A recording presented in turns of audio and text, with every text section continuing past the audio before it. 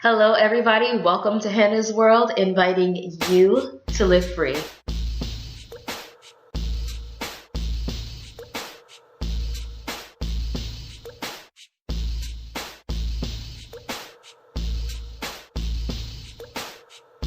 Yes, I have a new tagline because I want to clarify a few things and I want to make sure that we're clear all of the time. So, what is Hannah's World? I feel like some of y'all is really confused and I can't really blame you. So I'm just gonna explain what this is and why I am doing it. I'll start from the very beginning of how all of this happened.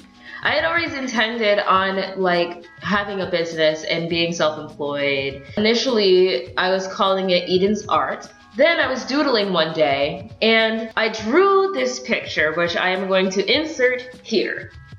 So I drew that drawing of a little girl and I realized that I identified with her in a really intense way. And it was very strange because it was such a quick, simple drawing, and I established that she was my inner child. And as you can see, she is clearly a black girl. I feel like that's obvious because of the afro puffs. And she has this dress on, fairly girly, but she's a little bit disheveled with the one sock hanging down a little bit. And she has this paintbrush in her hand and she's dripping it all over the place, which is basically me in a nutshell in adulthood and as a child. I decided to name her Hannah, and I was like, why Hannah? I don't know why I feel so inclined and compelled to name her Hannah. So then I looked up the story of Hannah in the Bible because I knew that there was a story of Hannah in the Bible. I always knew that there was a story of Hannah about her being persistent in praying to God for a baby. She wanted a son, and that God granted her desire, and she had a baby. His name was Samuel. That's pretty much the extent I knew of the story until I went to read it for myself for real. Now, in this time in history and in the Bible, people got down and men had more than one wife. And so Elkanah is the name of this husband, and he has two wives, Peninnah and Hannah. Peninnah had children and Hannah did not. And so she was always getting made fun of and picked on by Peninnah for not having children. She was very depressed. And I didn't realize how badly it affected her emotionally until I actually read the story that she wasn't even eating. At that time, your lineage was that was everything. So for her to not be bearing any children, it was almost as if her whole bloodline from her side was going to stop with her. And that was a big deal at that time.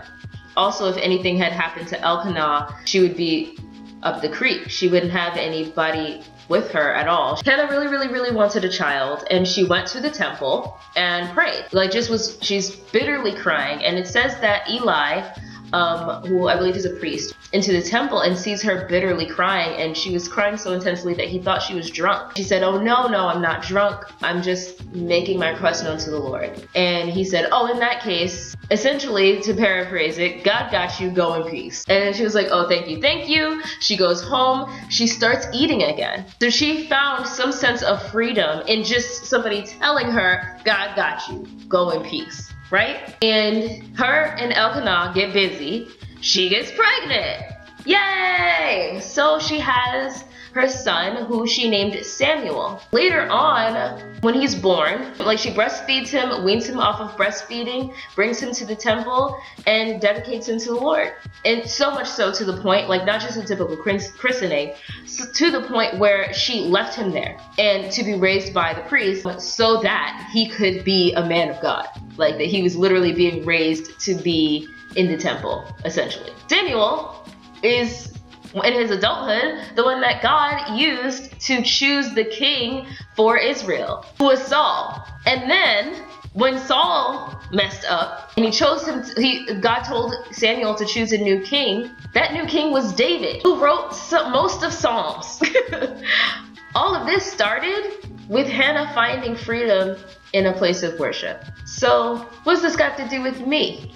I'm very conceptual. I'm an artist. So I asked myself essentially, what is my Samuel? What is my thing that I wanted so badly? And when I finally got it, what did I do with it? And what will I do with it? And I realized that that thing is my life. My testimony has a lot to do with depression and suicide and, low self-esteem and all of these things, being made fun of for who I was or wanting more. I really connected with Hannah's story, and I realized that my Samuel, my thing that I could give back and I could transform my whole community and possibly even bigger than that, my Samuel is my life, is how I live my life. It's the things that I'm passionate about, the things that I care about, the things that I do. So to clarify why it may seem that my channel is kind of scattered and confusing and you may not understand exactly what it is that I'm doing, I am literally showing you what it is to walk with me in freedom, in this life that I wanted so badly, in being confident in myself. What that looks like in the way that I dress, in the way that I wear my hair, in my marriage, in my art.